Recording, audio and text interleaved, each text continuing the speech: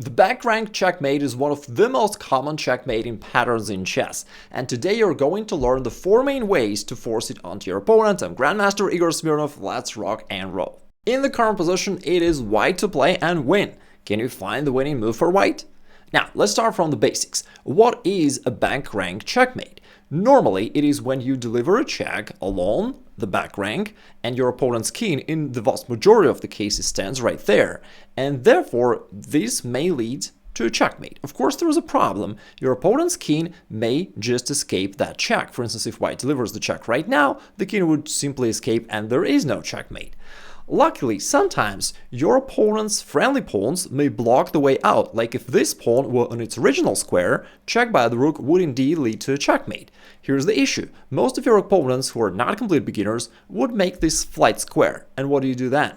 This brings us to the first rule to force that checkmate. It is to control the flight square. If you see that the king is about to escape there, you just need to control that square. In this position, there are 2 ways for white to do this. You may try either bishop e5 and attack the square this way, or bishop h6, which is even better because now we actually control 2 squares around your opponent's king. But that's not the end. Of course, if your opponent played any random move, we would easily checkmate him and that would get the job done. However, your opponent will probably notice the threat and will try to provide another escape square, for instance by pushing the f-pawn forward.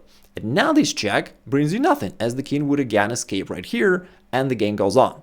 So your task is still to control the escape square. You wish to checkmate black in a way where he can't go to this square. So how do you do that? Well, you need to reroute your rook right here to f8. This would create a perfect checkmating position where the king cannot escape to f7 because your rook is right there. The next question is, how do you do that? Well, you can do that through forcing a move, which is rook to g7 check. Now, the king needs to move somewhere. It could go here. However, in this case, there is this x-ray from your bishop, which you can make use of by delivering this discover check. And on the next move, as the king needs to move, they would lose the rook on a2. If their king moves to the opposite direction, what do you do here? Well, we can come back to our original plan to force the back rank checkmate while controlling this escape square. Can you see how to do it? Yeah, you got to bring your rook right there, and then rook f8 is unavoidable, and that would be a checkmate. This time it's the game from the 4th world chess champion Alekhine, and it is white to play and win. Now, the task is pretty complex. Of course, white is stacking rooks along the h-file. White may deliver the check right there, however, the king will simply escape. Which brings us back to the original point. You need to take control of this vital square, and then rook check would indeed be a checkmate. So how do you do that? Well, you can control this square by either advancing your pawn forward or by jumping with your knight right here. In both cases, you're going to control that square. Now, the problem is both of these moves would sacrifice material, but this may be okay because if you can force the checkmate, it doesn't really matter. And with that being said, white found spectacular knight to e5 sacrifice. Now, we're trying to deflect one of black's defenders. If the queen takes, the queen no longer guards this square. And white can even drop their queen by just pushing the pawn forward, so that if they capture our queen, that leads to this checkmate. In the actual game, black noticed this variation and instead captured the knight by a pawn while maintaining this defense. However, white pushed the pawn anyway. What they realized is once the queen captures the pawn, it weakens this diagonal, and now this check from the queen forces black to put one of their pieces to this f7 square, which would blockade their escape path, and rook h8 would still be a checkmate. This time it's black to play. The situation is slightly different, but the overall way of thinking is still the same. Now, the move that comes to mind first is to attack the king right away by rook from h1. However, in this case, the king would gladly escape to g3. So how do you shut down this escape path? Well, you'd wish to play h4 to control this square. The problem is, playing h4 right now doesn't make that much sense because white can just take it with a check and it's just counterproductive. Therefore, black realized that they need to deflect the queen first. And they did this? Yeah, by sacrificing their queen. Queen takes e5, deflecting the queen from this vital square, and then playing h4, now threatening rook h1 check along the first rank, and white is defenseless. Even though they could move the g-pawn here or here, but in both cases, do you see what black would do? Yeah, it's rook h2, still leading to a checkmate. Alright, the final example for this rule, it is white to move the game between Short against Bareev, 2 strong grandmasters. So, initially we can see that this knight hits the queen. And probably most players in this position as white would just take this knight on e5, black would do the same, and at the end we can see that black is up 2 pawns and white has nothing special. Therefore, that's not the best solution for white. In the game, he found another move which is truly brilliant. I'll give you a couple seconds in case you wish to try to find it on your own, but it's pretty hard, I gotta say up front. The move is knight to f5. White noticed that this king on f8 does not have many defenders around, and he came up with this brilliant idea. Knight f5 threatens queen takes g7. It also opens up this discovered attack to the black rook, therefore black doesn't have that much time to do whatever they want. And even though they could grab the queen now, rook takes d8 will lead to a checkmate because white prudently put their knight to f5, which controls this escape square. Alright, now we're moving on to the second type of situations. This time, black did not create any escape squares for their king, and therefore it is indeed blocked by his own pawns. At the same time, the back rank is guarded by the rook, therefore you can't play rook e8 straight away. Moreover, the knight is ready to go back and to guard the knight. So what do you do in a situation like that? Well, you scream banzai and you sacrifice your queen, because that clears the path for your rook to deliver this checkmate while there are no defenders around the king anymore.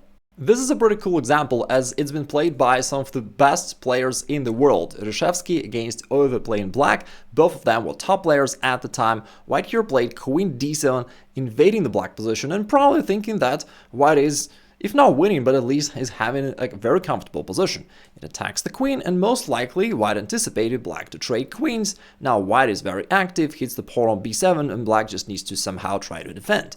Can you find a better move for black here? In this position, this rook seems to be totally passive and kind of useless for black, but don't judge a rook by its cover. Black played rook d8. He noticed that the white king has no escape square, and therefore he can capitalize on this back rank checkmate. This hits the queen, and if white does not want to lose it, they need to move it somewhere, but in this case, it exposes the rook, and rook to d1 comes with a checkmate. Alright, now it's time for you to brush up your tactical vision. It is white to play and win. He's down a bishop, however, there is a way to win. If you can't find it, please write it down in comments below. This time the situation looks totally different, however, black found the way to use pretty much the same tactical pattern. Black noticed that this pawn on e4 is attacked by lots of white's pieces, and it looks like black cannot defend it. But he played a super tricky move, rook to e8. Now, white calculated, attackers and defenders realized that he can win material and lightheartedly grabbed this pawn. This turned out to be a losing error, as after the trade, black stopped trading, letting white to go in an endgame with an extra pawn, but he instead capitalized on this x-ray. Now, black needs to achieve two things. First off, to remove the defender of the back rank, and secondly, to control this escape square. And he can hit two birds with one bishop by going bishop to d6. This hits this square, therefore the king can't run away, plus it attacks the queen, and after the queen moves anywhere, for example grabs this one, rook to e1 is a checkmate. Here's the final position for the second way, the game between Bernstein against Capablanca playing black, and it is black to move. So how do you win here? Well, we do see that there is a potential back rank problem here. However, the most obvious move, queen to b1, does not yet win the game, as white can cover by their own queen, and there seems to be nothing special. Moreover, if black tries to persist in this idea and go rook d1, hoping for this attack, they would actually fail to the same tactics. Rook c8 this time would actually checkmate black. Therefore, Capablanca realized that he needs to remove a defender of the back rank, this queen from e2, and he did that by the brilliant move queen b2. Attacking the queen as well as the rook, and if white doesn't want to lose one of them, and let's say capture the queen, now the back rank is totally exposed and rook d1 is a checkmate. Most of the time your opponent has some of the pieces defending their back rank, which brings us to the third way to break through. It is to outnumber your opponent. Even though black's got two defenders of the last rank, white actually put together this battery with 3 attackers, and since 3 is more than 2, white can invade with rook to e8, and once everything is traded right there, at the end white would have an extra piece, which is enough to win the game. Sometimes you can outnumber your opponent by using modern technologies, and don't worry, I'm not going to suggest Hans Niemann's ideas. In this case, we're going to use X-ray, and this is something that even strong opponents can easily overlook. In this game, it was played by a master-level opponent, I think, maybe even a grandmaster, I don't remember, and black played rook to e1, the move that white overlooked. Although it seems that white can just capture it, black is defending the rook with this fancy X-ray by their own queen, even though there is no direct connection between black's queen and rook. But after the trade, the queen actually comes into play and delivers this checkmate. I mean, white can sacrifice the queen, but it doesn't matter. This time, it's quite a fascinating example when both players are trying to deliver that back rank checkmate to each other. Black is threatening queen takes d1 checkmate, however it is white to play at the moment, and white played rook takes d2, sacrificing their rook. White was definitely hoping for black to accept the sacrifice, which would deflect the defender, and white would be able to go queen b8, finishing the game in style. However, black had something else in mind, and after white sacrificed the rook, black found a winning move. Can you find it yourself? I'll give you a couple seconds. It is the same X-ray idea. Black played queen d1, sacrificing the queen because of this X-ray defense, and therefore after the trade, that leads to a victory for black. In a middle game phase, the chessboard is usually cluttered with chess pieces, which makes it complicated. However, if you notice that your opponent's king is weak and the back rank is not very well defended, you can look for ways to clear the way for your pieces to deliver that back rank checkmate, which brings us to the fourth method to achieve this outcome. Now, white can't play rook c8 as the c-file is blocked. Therefore, they first used again the banzai method, sacrifice the queen, and this clears the path for the rook to enter. However, it's not yet a checkmate, as the king can escape and grab your pawn. Can you stop that? Well, white realized that the knight is blocking the way for your other rook to guard the pawn, so he sacrificed the knight as well with a check. Black needs to capture it somehow, but now rook to c8 actually comes with a checkmate, as now the king can't go here because the pawn is guarded by the other rook. I mean, technically it's not a checkmate, black can of course cover by the bishop or rook, but the outcome is still the same. You can capture it this way or this way. Which one would be the nicest? I guess the Michael Jackson move, because, not every day you can do that. There is a misconception that a back rank checkmate can only be achieved if your opponent has castled and then moved his rook off the first rank. However, there are certainly many more ways to achieve just that.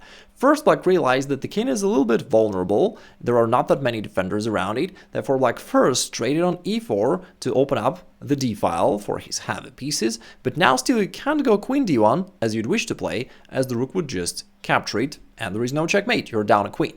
Therefore, you first need to play queen d2, kicking the king out, and the other interesting idea is that the king may be blocked not only by the pawns, but also by the friendly, in this case not very friendly, knight, and black can play queen d1, leading to the very same checkmate, even though we've got a knight right here, not a pawn, but it's still a checkmate. This game is absolutely marvelous, and first of all, this is a real game, the game between Wolf against Spielmann. It is white to play, and initially it looks like nothing indicates that this king can possibly be checkmated. However, white got it done just within a couple moves. Truly spectacular. Again, if you will, you may try to find it on your own, but it's quite hard, alright? Now, white used pretty much all the methods that we talked about.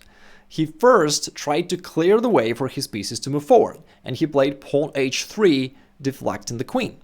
Ironically, the queen doesn't have many squares to go to, as all these squares are already controlled by white. Therefore, black has nothing to do but to accept the sacrifice, which raises the question, like, why would white give up a pawn and make his own king even more vulnerable? Well, it's because he was ready for the banzai technique. This time he sacrificed the queen to deflect this rook off the back rank, and black has to accept the sacrifice, as if not, white would capture the rook or the knight himself. Therefore, black can't easily ignore the sacrifice.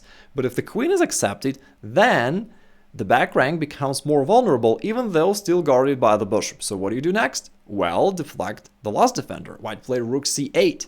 White keeps coming up with brilliant moves, deflecting the bishop off this square and finishing the game with rook e8, also using the other method we talked about previously, as the flight square is controlled by our sniper bishop. This actually turns it into a checkmate. With that being said, I still understand that finding those attacking moves and combinations in your own games may seem challenging, and that's why I've prepared this video that covers the 3 main rules that allows you to think like a grandmaster or like a strong player, and it shows you exactly what differentiates strong players from beginner or average players, so check it out right there.